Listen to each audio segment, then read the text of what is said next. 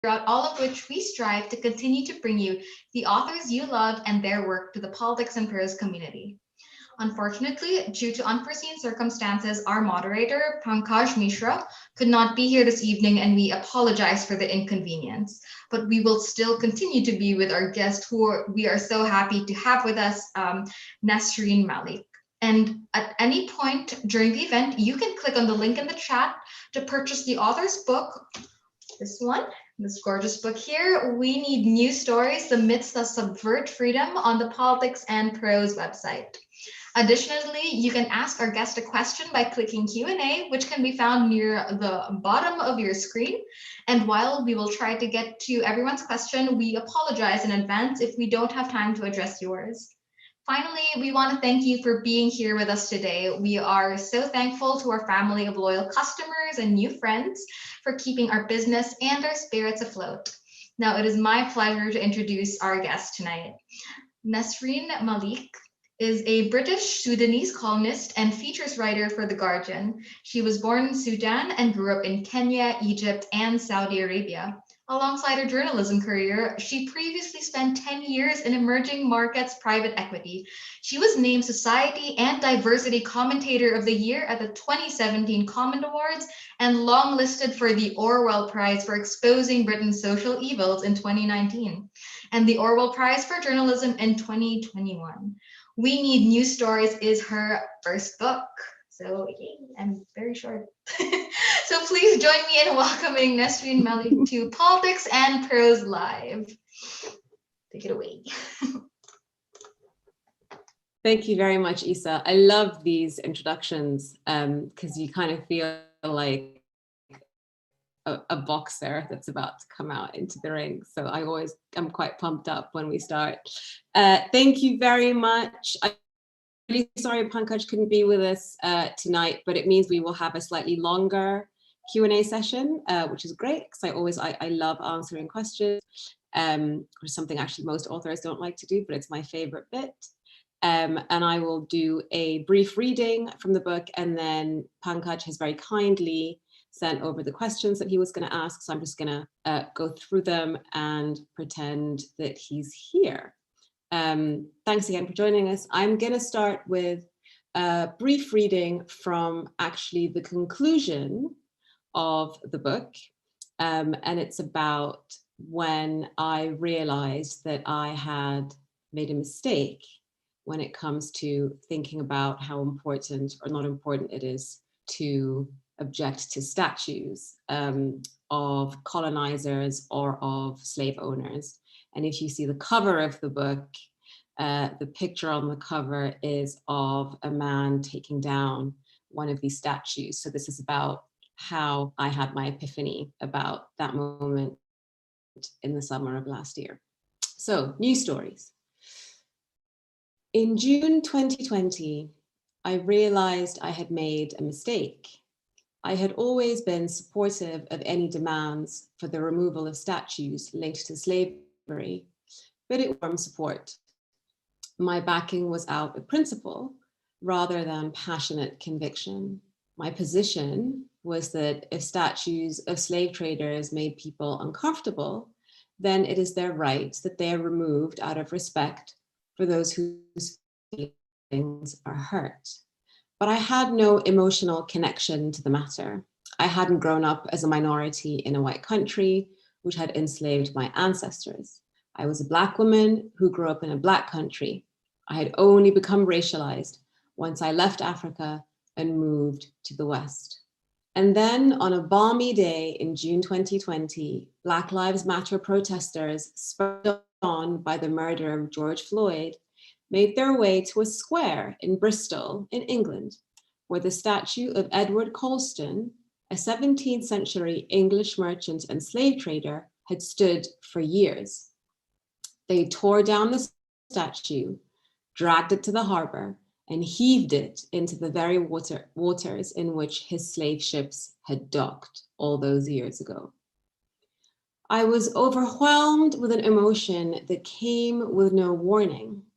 I hadn't realized how much any gestures of respect, any concessions to basic demands had been withheld from Black people. I hadn't realized until that moment what had happened to me as a result of living in a country that will not even extend the most fundamental of dignities to Black people, that will not acknowledge their history, that will not admit that its prosperity is built off the backs of colonialism and enslavement of people of color from the West Indies to the Indian subcontinent. I had been made small. I had been rendered invisible. I had been made to believe that things like tearing down statues were marginal issues because I believed that I deserved less than the right to walk down the street and not have a slave trader stand glorified over me every day. Colston had been the subject of many petitions for removal. The authorities mired the process in the treacle of bureaucracy. That bureaucracy itself was a result of the reluctance of authorities to engage with the country's history of slavery. And so the protesters took matters into their own hands and dragged Colston into the sea. The emotion that stung my eyes unexpectedly that moment was also the stirring of hope and of faith in something I always knew at heart, but had perhaps become jaded about. Change is always possible. It isn't inevitable, but it is always possible.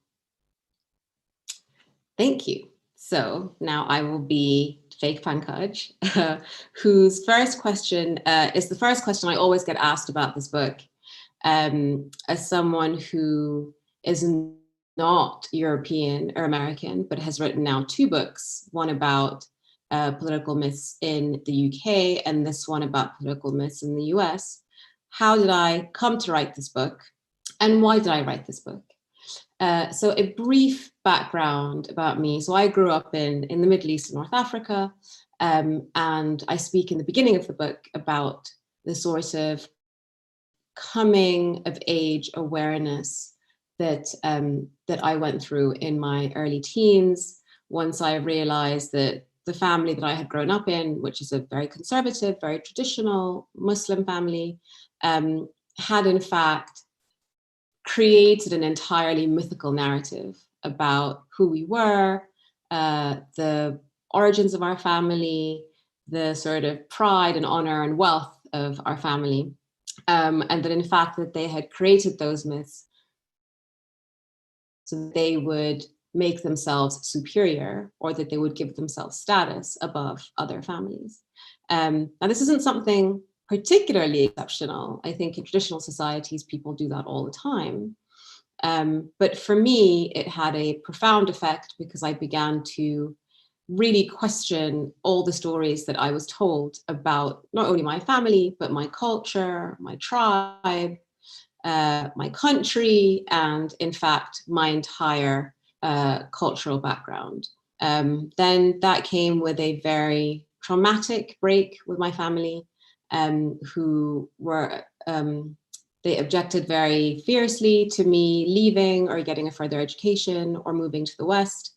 And when I moved to the West in my early 20s, finally, I came to this new culture with a lot of hope and a lot of aspiration. I can never manage to tell this part of the story about how I moved to the West with this like huge amount of hope and idealism without kind of smiling and laughing at my former self, because I had these entirely delusional ideas of how relatively free my life was going to be, how my gender was not going to be an issue, how race, tribalism, ethno-nationalism wasn't going to be an issue. And I really crashed quite severely into a lot of the sort of similar regressive myths that exist in the West, that also shore it up and give it its own sense of supremacy and exceptionalism. And the first of those myths that really struck me in the face was the myth of gender equality. I had moved from this very sort of cartoonish, classic conservative Muslim context in North Africa, expecting to be liberated in the West. And there was a kind of modicum, there was a semblance of liberation, which I still savor and enjoy, and I'm extremely grateful for. I have no intention to kind of dishonestly pretend that all of the gender oppression that I have faced across the world is the same. But I kind of crashed against something a little bit more sinister and a little bit more subtle and a little more difficult to call out, which was this kind of myth of gender equality, that we have achieved gender equality in the West, and therefore anything beyond, voting rights, maternity pay, equal pay, etc., was special pleading. And so Me Too was a kind of validating moment for me, because I was like, it wasn't just me being paranoid. There is in fact an entire hinterland of gender oppression, of sexual oppression, of unequal treatment of women that we cover up all the time in the US and the UK by this fig leaf of gender equality that we have achieved. So that was really kind of my gateway realization that all was not well, but that we keep telling ourselves these myths about how well we are doing all the time. And then I kind of began to have a slightly sort of testimonial view on life. I began to think of life in terms of stories that were being told and how corrosive they were. And once I began to have that perspective on the world, it was very difficult to unsee it. And so in 2016, with Brexit in the UK and the election of Donald Trump in the US, I felt like all these stories that had been told to make people feel like they were special, but that they were under siege, had really come home to roost. And I kind of zoned in on 6 of these myths that I felt were the most responsible for the ways in which social equality, racial equality, gender equality were being prevented from coming about, were being stymied, which is the title of the book, which is The Myths That Subvert Freedom, how freedom was being subverted. And one thing I find very important to say up front is that this is not a perspective that is partisan. These myths do not have an ideological bent, right? They are not related to being Republican or Democrat, being conservative or socialist. I think we tend to think too much about the world in terms of these kind of political polarities, but actually the more important currents, the more important divisions between us are not related to our political beliefs, but where we are in society vis-a-vis the center. So I tend to think of the world in terms of the center and the peripheries, the kind of the core and the margin, the people at the top of the pyramid and the people at the bottom of the pyramid. And what these myths do is that they stop the people on the margins from encroaching onto the center. They stop people at the bottom from being able to crawl out and gain some sort of equality and come close to the top. And they prevent the powerless or the disempowered from gaining some sort of social or economic or racial capital to try and become closer to the kind of the center of power in politics. And so when I say that, the myths that subvert freedom, these are the myths, if you can think about it kind of physically, the myths that are always blocking people from making any progress. And that kind of explains to me why, this is how I kind of worked it out, is that why in the West, despite all this progress that we have had, despite all of these sort of centuries and decades of political activism, of post-Enlightenment thinking, of combating between the right and the left, why are we still stuck, especially in the US? Why are we still stuck in these very basic conversations? Why are we still mired in these positions where, Black people cannot get a hearing when they say that they are being murdered in the street? Why are women the first victims of the pandemic in terms of unemployment. There's a terrifying figure that is doing the rounds after a year of the pandemic, which is that 95% of job losses last year was women's jobs, or people or subjected to or kind of inflicted on women. Why is it that the coronavirus pandemic, this is another terrifying figure, claimed lives along the lines of racial profile? Why was it times more likely that if you were a person of color that you would perish because of the pandemic?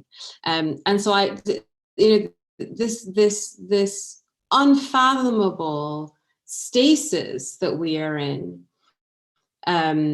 where still cannot kind of get beyond certain barriers, and where actually, in effect, we regress. We saw in 2016 a lot of regression in women's rights, or after 2016.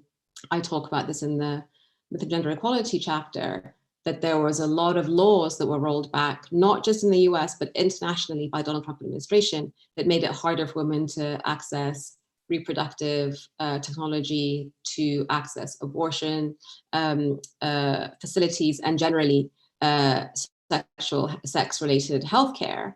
And then obviously there was the storming of the Capitol. And so there's definitely been a corrosion in my mind that is a function of years and years of these myths being uncontested.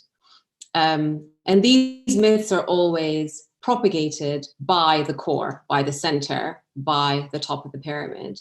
They are the ones that have an interest in sending out these myths. Now, the second question that I have is related to this idea of, who writes these stories, who propagates them, who sends them out?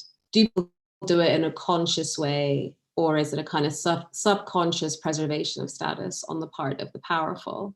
And I talk about this in chapter 1, which is called the myth of the reliable narrator. So of the 6 myths, the first one I think is the most important, is the myth of the reliable narrator.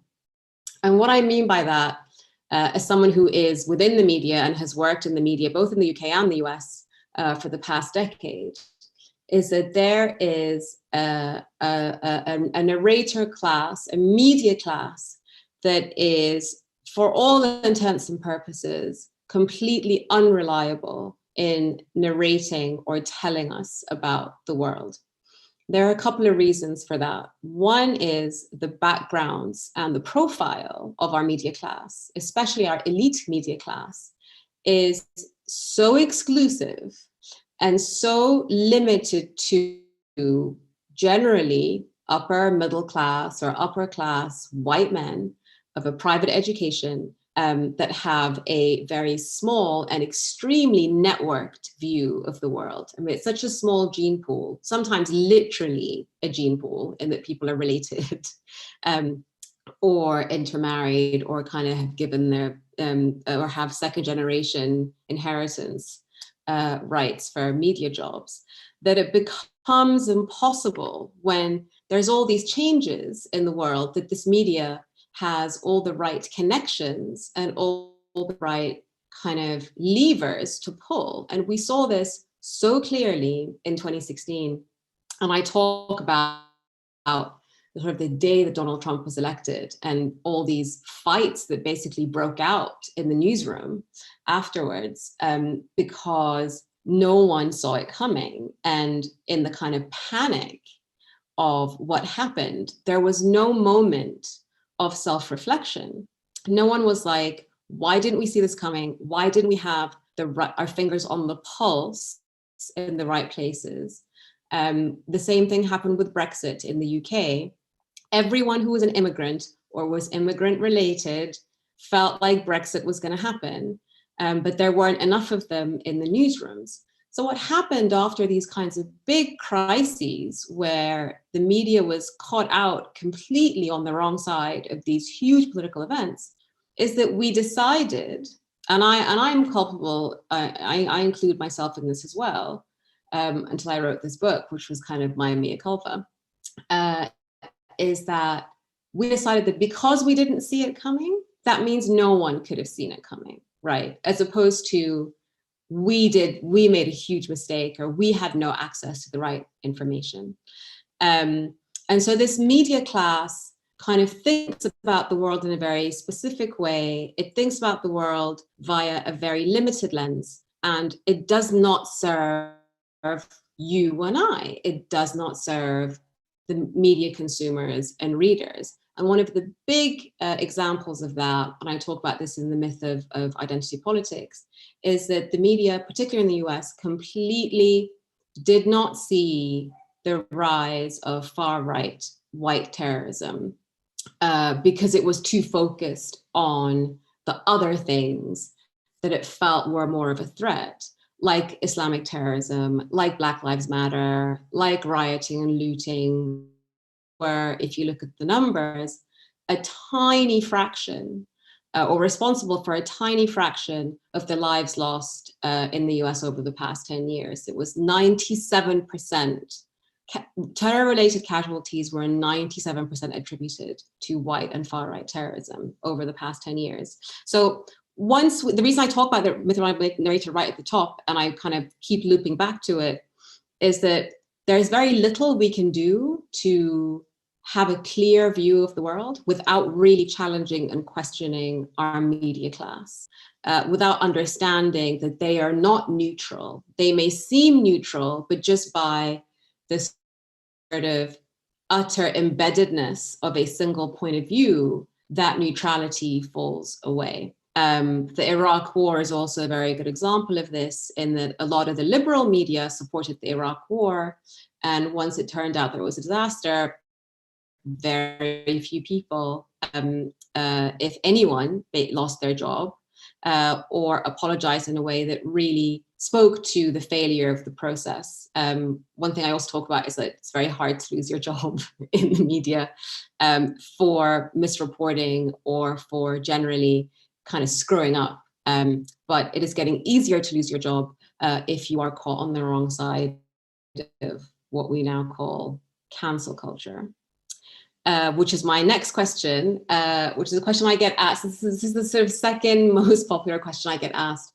There is a chapter in the book called The Myth of a Political Correctness Crisis. There's kind of 3 chapters that are around cancel culture, wokeness, freedom of speech. So they're the myth of the free speech crisis, the myth of the political correctness crisis, and the myth of exceptionalism. So one thing that we are told all the time is that there is this crisis of cancel culture, right? I'm sure most people tuned in today will be across this controversy that we're always told is brewing, and that there is kind of a liberal, progressive totalitarianism that is enforcing politically correct norms that mean that free speech is stifled. And it's very hard as someone in the media these days who kind of sees the force of this narrative about cancel culture to push back against it, to say there is no free speech crisis, to say there is no cancel culture crisis, there is no political correctness crisis, there is no kind of censorship attempt to edit our history. It's really hard to make these points because the narrative is so fixed because of our unreliable narrators telling us that there is this deluge of people from the margins trying to erode our free speech rights and our free expression rights. And so the question is like, do you really think cancel culture doesn't exist? And I would say cancel culture broadly is a myth if you think about it, or if you think cancel culture is related to politics or to your political point of view. Progressives and liberals have been framed for cancel culture, and it has been generally talked about in terms of kind of young, sort of ethnic minority, liberal, elite, educated class of people that is trying to shut down free speech around race, around gender, around sexuality, and around colonialism and history.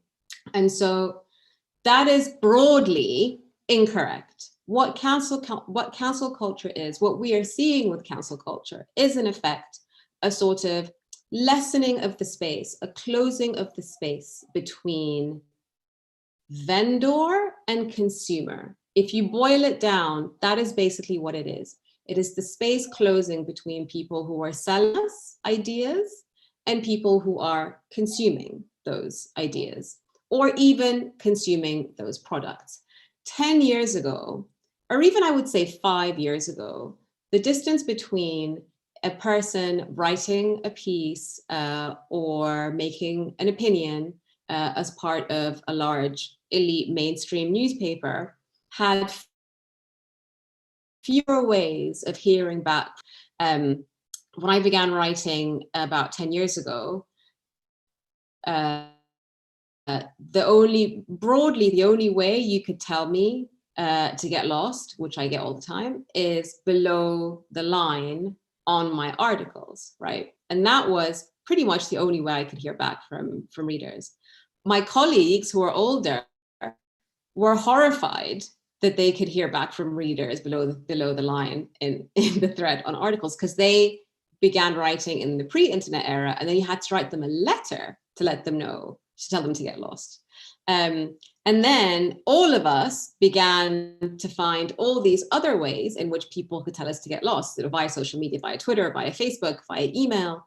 And so even amongst my colleagues, the older colleagues just saw any of this response as terrible cancel culture, censorship, mob mentality. And the younger ones, the people who are kind of more accustomed to this sort of smaller space between writer and reader, kind of just took it in their stride and were like, yeah, that's just that people have the right to respond to what you say. And so this kind of decrease of space, the kind of the closeness of the public to the hitherto quite protected disseminator of ideas, means that people just think, oh my God, like the hordes are closing in, this is cancel culture. When actually it's just sort of accountability culture, it's response culture, it is kind of call, action and reaction culture. So that's broadly what cancel culture is. If you think about it just in terms of the public being closer and having more ways to respond to people that until quite recently could just kind of preach at them and then go back into their ivory towers. The second part of cancel culture, which is also a myth, is this view that when people are sacked from their jobs, or when books are recalled by publishers, or when projects are cancelled because the response to them has been hostile, that is because our grand institutions have become captured by liberal progressives that have very little tolerance for other points of view. That is not the case, especially when it comes to campus controversies. If you dig through the numbers, you'll find that actually, in terms of deplatforming, which is disinviting people or asking people to cancel appearances by controversial speakers, the right and the left broadly have kind of the same level of engagement with asking for deplatforming. So it's not necessarily a kind of a progressive or liberal or left-wing issue. It's generally a sort of political activity issue that people feel like they are more emboldened to make these demands. So what is happening is that if you think about generally cancel culture as this closing of the space, when you go into the kind of concept of sacking people, withdrawing books, chilling projects, etc., then what you're dealing with is companies or media institutions that are afraid, right? They're afraid that they will lose, clients, they're afraid that they will lose money. It's kind of a bottom line issue.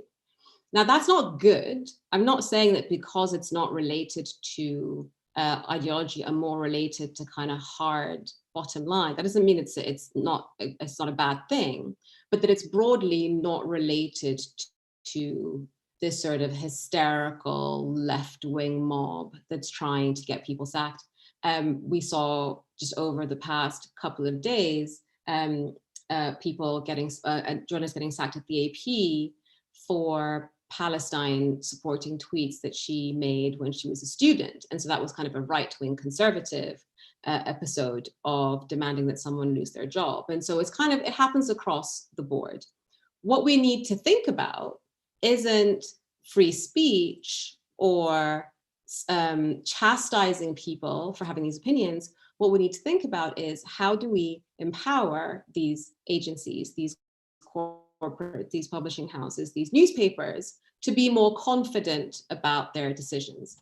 And one of the reasons they are not confident about their decisions is because the decision-making class is unreliable. The decision-making class is still this unreliable narrator who, when they see that they are out of touch, or when they have not responded kind of sensitively to their readers, their customers, etc., they just freak out. They're like, okay, just kill it, whatever it is. If you have a far more diverse, far more representative decision-making class, these decisions are made with a lot more maturity and a lot more calm, because you kind of know what you're dealing with. But if you think about the world, again, if you're an unreliable narrator, if you think about the world as this sort of horde of people that are coming in to get you because you are this kind of rarefied, elite, ivory towered group of people, then you will panic when there is any kind of volatility or any pressure for you to do things differently. And in my experience, I have found that whenever these controversies roil, particularly the media, when the decisions are made correctly and with respect to due process, it is when the people in those meetings are diverse and they understand where the anger is coming from, and they are confident about their decisions. Now we're running slightly out of time, so I will just answer one more question and we'll open it up to Q&A. The third question is about my chapter called the myth of a virtuous origin, or the myth of historical exceptionalism. And I feel very strongly about this chapter because I think that it is really foundational to all the ways the center stops the margins, or the kind of the powerful stop the disempowered from accessing freedom, is this extremely curated, edited, delusional version of history that the US in particular tells itself, but the West in general indulges in. Now, one of the things that I was really shocked about when I did some research, as someone who grew up outside the West, I had a sort of English education in North Africa, where I studied British colonialism, imperialism, and American slavery, and the kind of the history of kind of the movement of people from Africa, where I'm from, to America. And this was not like an exceptional thing. This was just what we learned as students receiving a generic English education abroad. And I was shocked when I moved to the West how little people knew of that background, because it was seen as something negative. And so educators did not want to kind of overstress or overplay the negative bits of America's history and the West's history in general. And it is staggering. Like when you look at the syllabuses, the people I interviewed, mostly kind of young people of color I interviewed across the US, all mostly had their kind of historical awakening after they graduated from college, once they became slightly politically active. Like they had no idea about broadly the history of slavery. They had no idea about the kind of the first slaves that landed in the US. They had no idea about an entire different type of slavery, which is kind of indentured Western European slavery as well. And so that, when I began thinking about that, it was way before the summer of 2020, way before the statues began coming down after Black Lives Matter. And when it started happening, again, I thought, this is a myth coming home to roost. These are people, this is why I began with the reading, that it is extremely hard if you are a Black person, if you're a person of color, to walk around the streets of your city and have a version of history that glorifies oppressors and slave traders hanging over you without that having an effect, without that having an echo and a reverberation in your real life, in how we think about the world. That's why what happened in Charlottesville happened. It wasn't because, history is this kind of far away, sealed off place. It's because we still kind of legitimize and validate the narratives of white supremacy by refusing to excise them and even refusing to talk about them honestly in our current day and age, that people still feel like they can identify with that version of being American without that being something they should feel ashamed of. And this is a myth that I feel extremely strongly about, because you're kind of half a person. And this is something I really experienced when I was kind of writing about what happened after the summer of Black Lives Matter protests, with statues coming down. I felt like with kind of every argument made to Black people about history, about the syllabus, about the curriculum, about what we kind of value, what we talk about, how honestly we talk about it, it felt like we were half people, right? That we did not have the right to kind of own that narrative in our history. And once that happens, it has a very clear link to current day political adventurism. If you look at the kind of history of foreign wars, foreign intervention, general meddling in other people's affairs that the US has engaged in over the past 50 years or so, that is really quite closely linked to this idea of cultural supremacy, of national exceptionalism, of virtuous origin. It is kind of the responsibility and the right of the US, because it is a country that is built on these, good principles and morals and values. It's a land of the free, it's a land of free speech. It's a land of kind of personal liberty and personal actualization, that it gives itself the right to basically engage and indulge in extreme bloody wars across the world that harm US people as well. Now, this is the last point I'll make before we get to questions. This is not something that is unique to the United States. All countries have their own myth of historical exceptionalism. I'm not against narrative making when it comes to history. We all need it. God knows we all need to feel like we're special somehow. We even do it to ourselves. We don't walk around all the time with this like very clear checks and balances in our heads about where we went right and where we went wrong. We need to feel like we're not fundamentally bad people. We need to feel like we are not fundamentally flawed nations. But if we turn a blind eye to our flaws entirely, then we are doomed and destined to keep repeating them. I will stop there. So I'll take questions now, please. Thank you. Wow. Everything, all the points you made were so illuminating. And I mean, I feel like this has been said to you so many times, but they are definitely timely. And yeah, so I won't waste any time, but we have some really thought-provoking questions here. And let's get to the first one. Amazing. From SW. Dumb question perhaps, but maybe some humans just need to dominate and some can do so without compunction. And the parenthetical, they add perhaps even a biological / Neanderthal aspect. And this is part of human nature, and therefore it's a battle and maybe will always be a battle. Why are we appealing to everyone's morality? So that's a good leeway from the last point you made about ethics. So whenever you're ready, just take it away. Do you want to give me a couple, sort of 2-3 questions, and I can answer them in a row, so you don't have to keep cutting back and forth?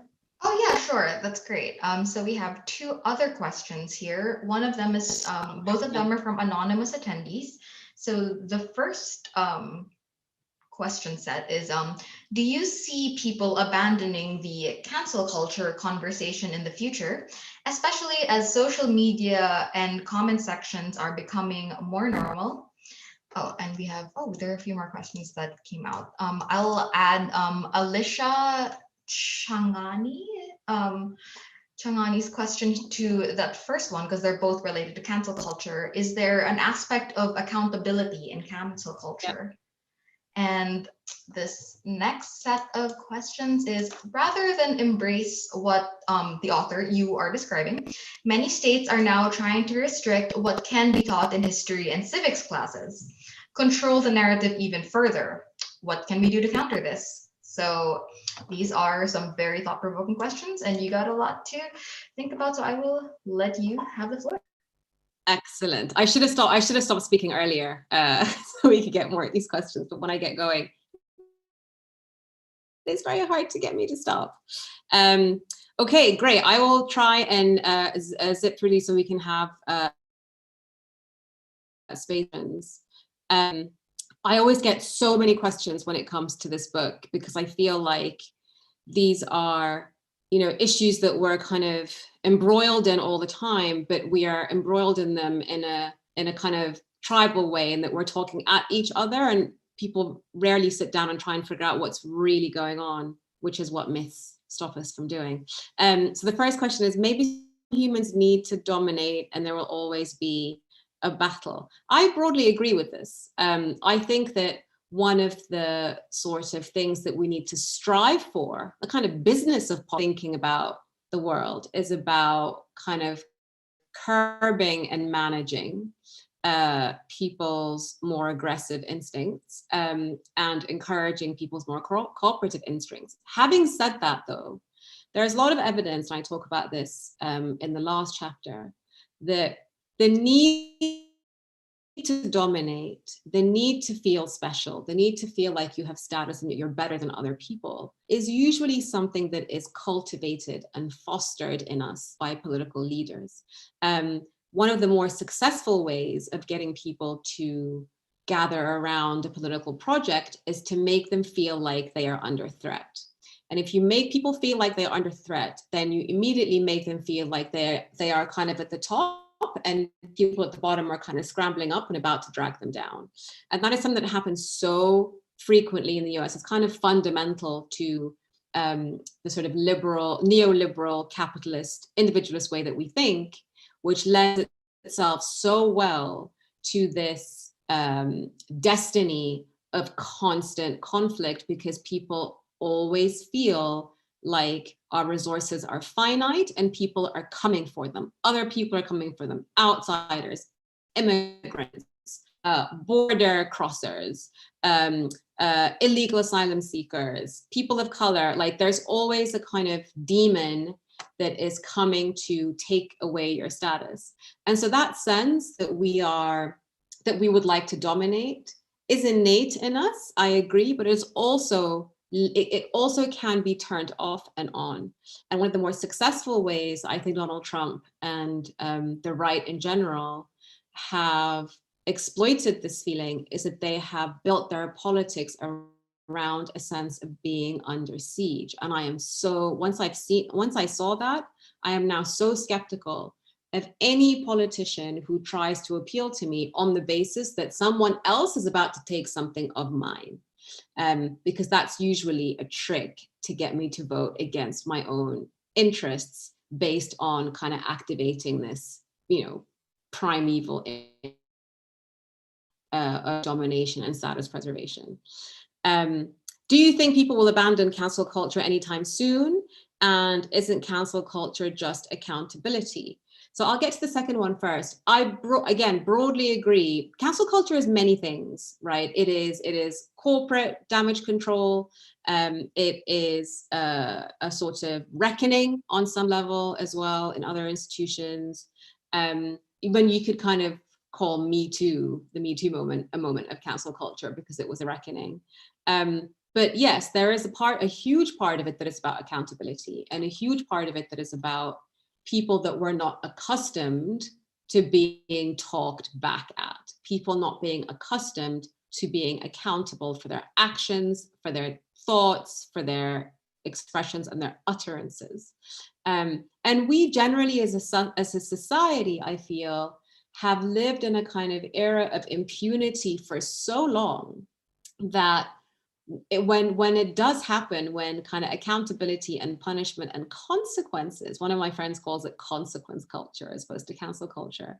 When consequence happens, we're just like, what is this? This is terrible. This is the hordes. These are the mobs. They're coming for us. And I'm like, no, this is just a logical conclusion of your actions. And I think that, again, coming back to the myth of the reliable narrator, we also have a class of tastemakers, opinion makers, politics in the US that has been broadly impugned for a very long time.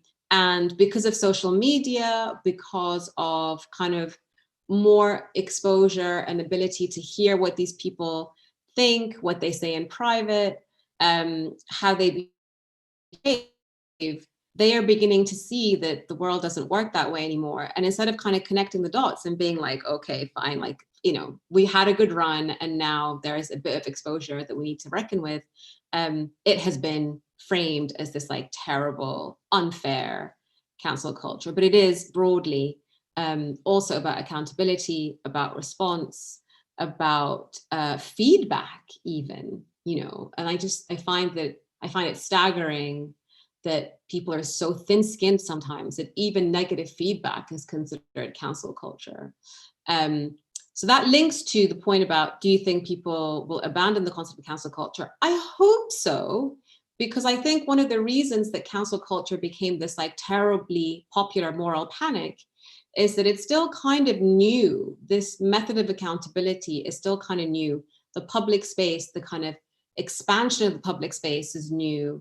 The power of social media is new. And I feel like once people acclimatize to it and get accustomed to it, and once the kind of thin-skinned class hopefully passes into the horizon, we will have a generation and a kind of cohort of people who understand what this is and who have calibrated their responses appropriately. So yeah, hopefully we'll stop talking about it at some point. Okay, that's my 3 questions. Any more? Yes. So another anonymous attendee asked this question. In light of the racism that is rampant in the West, why do non-Westerners immigrate to the West? I can only assume that in weighing the positives and negatives, that the positives and negatives, and that the negative of racism, as truly horrible as that is outweighed by economic, educational, etc. opportunities in the West. Do you think this is a correct analysis? And is it really a favorable calculation, or are the immigrants deluding themselves? Thanks.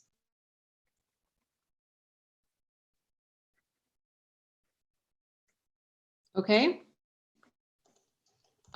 I'll take a couple more. That's currently the last one we have on the roster. Okay. So yes, I agree. It is a trade-off, and it is an awkward spot to be in, and one that I have to kind of negotiate all the time as someone who is in this position of calling out problematic attitudes and political mythology in the West, while also being an immigrant. And so the sort of obvious question to ask is, well, if it's so terrible, then why do you all come here? And why do you come here in such consistent and large numbers? And I would argue that it for me, it wasn't really an economic thing.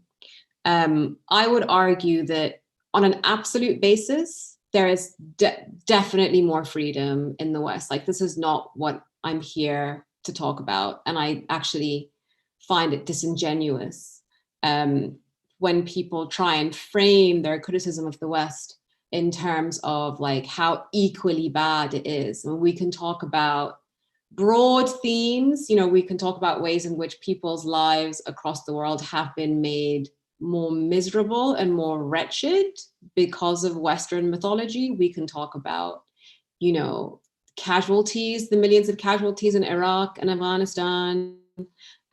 We can talk about the sort of lives that are still impoverished and suffering in West Africa and the Caribbean because slavery sort of dislodged and unbalanced their economies for so long. We can talk about sort of that kind of absolute damage mythology, but I don't think we can argue, and we should not argue, that because things are bad or some things are bad in the West, that the West is all bad, right? Or that the West is the worst. Like, I think that's a very unhelpful framing of the issue, which is why I'm very keen in the book always to compare and say it's a matter of scale, right? Like, historical exceptionalism is an issue everywhere.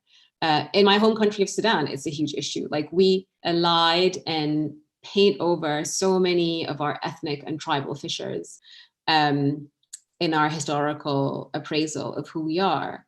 But that is not a reason, I think, to reject people's testimonies when they come from outside the culture, when they are kind of imbued with a little bit more of a clear eye when it comes to all these myths that we tell ourselves.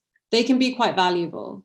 And I find that in general, the writers that I admire and the people that I have learned the most from in terms of how I can see the world in a way that is not biased or inflected by kind of my own desire to be central in the narrative, are people who are outsiders, you know, people who are outsiders in their own society and in Western society as well, because they can really sort of see the matrix, right? They can see how things work.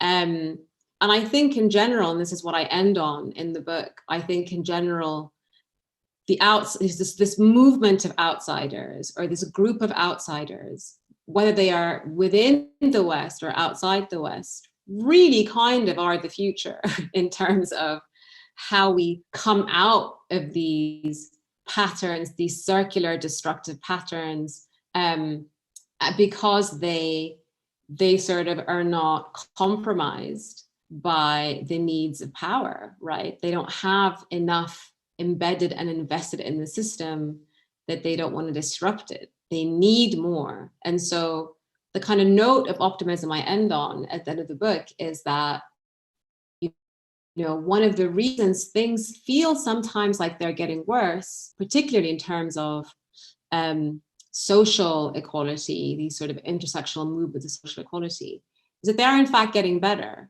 And the establishment is kicking back against the sort of encroachment of the margins. And one of the ways, and I'll get back to the fourth question I actually didn't answer, one of the ways that happens is that the myths then redouble themselves. The myths become more aggressive. Whenever the establishment or the center is getting shaky, you will hear more of these myths and you will hear more about them. And so one of the ways that it's kind of counterintuitive, but one of the ways I measure the kind of success or threat or viability of movements for social equality is how aggressive then the establishment is in kind of rewriting or redoubling a myth, right? Doubling down on a myth. And we saw that with these new laws, the other question, with these new laws that are being passed about what you can teach in civil society and civic culture classes. We see this in the UK as well, what you can teach in about history, and what you can kind of, what you can include in the official curriculum about civil society, our civic culture, and our history. That kind of reaction to Black Lives Matter and 20 was such a clear tell to me that the establishment is rattled, that they feel like they're losing hold on these stories, right? It's like, oh, we thought we had it down, and actually the margins are beginning to make it clear that this version of what we were telling before no longer washes.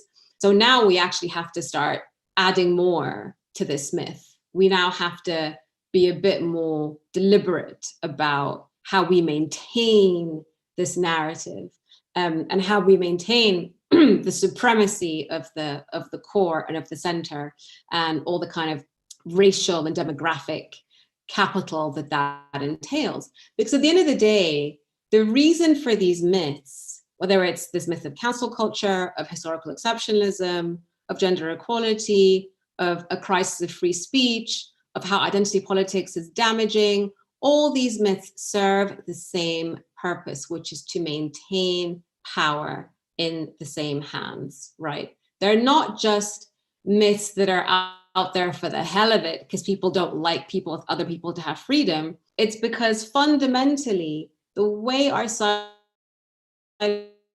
particularly the United States, is that it's incredibly steep pyramid. Or if you think about it in terms of circles, there's like a core at the heart where so much of the capital is accumulated, and this large hinterland that is dispossessed. And so these myths have sometimes not only been propagated kind of organically and spontaneously, but very deliberately. You know, people sit down and they make these decisions. They write curriculums, they make syllabuses. They say, like, don't talk about this, talk about that. They fund movements. They fund publishing houses. They place people in the media. This is another in the chapter of political correctness. There is a terrifying history that I go through that shows how over 30 years, this kind of myth of wokeness and the myth of political correctness was astroturfed, manufactured, and funded by right-wing think tanks and corporate backers, like incubating people through college, funding them through university, their education, their media profile, their books, to kind of create the sense that there is this huge respectable movement against wokeness but it's actually a sort of intellectual arm of the corporate lobby. And so when we see these things, when we see these laws being passed, when you see people trying to protect statues or give people longer sentences for defacing statues, when you see people saying, well, you can't talk about this in civics class, when you see people fighting the 1619 Project, for example, and saying, oh, we shouldn't talk about the history of slavery because it creates a kind of negative, conflictual view of who we are, what they're doing is trying to maintain cultural capital. And with cultural capital comes economic capital, comes political capital. All of these things are related. And so the note I would like to end on is, if I'd like people to take one, it's that understanding of the sort of the links between these little things that we see, these little messages that we get, these little signs from the establishment that things need to stay the same, is not because the status quo is good and right and benign. It's because it works for a small number of very powerful people, and they use the myths to keep it that way. 1 hour on the dot. Thank you so much, Nesrine. And again, I apologize to everyone whose questions were not answered today. I actually have to close out by asking what you're reading now, Nesrine, and what you'd like to suggest, and where our readers can find you. You've provided such an insightful analysis, and we've had such a great time with you tonight, and I'm sure that they can continue to ask you more things. So just where can we find you on social and what you're reading these days? You can find me on Twitter, where I do not argue with people, because that's something I talk about in the book as well, that like social media arguments are pointless. So I'm on Twitter. I read all my messages. I'd be very happy to answer any questions or receive any feedback from the book. You can find me there. You can find my columns at The Guardian. And yeah, generally I'm quite accessible online, even though it seems I'm not particularly active. So I would recommend 2 books actually that I keep coming back to. One is a book called Dying of Whiteness. I don't know if we can, it's by, I just make sure I pronounce his name correctly. Jonathan, one moment. Here it is, by Jonathan Metzl. That has been very helpful to me in thinking about how we need to make the connections between these myths that people tell us and how they are bad for everybody, right? Very few people win when it comes to these myths. And Dying of Whiteness talks about how so many of the policies that people in the United States motivate white people to vote for actually hurt white people the most. And so that's been a very kind of helpful way for me to understand the number of people who gain dividends from these myths are actually very, very small. And the way they do that is by convincing many, many people to vote against their own self-interest.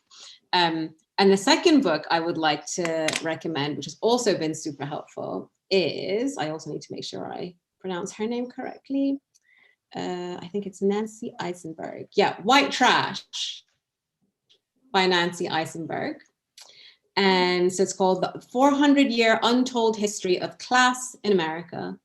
And it's an extremely helpful book in that it shows how there are kind of 2 narratives of history in the US. There's a sort of African-American linked to slavery narrative. And then there is one where class was constructed basically by importing an entire cohort of white people from Western Europe who were impoverished and indebted.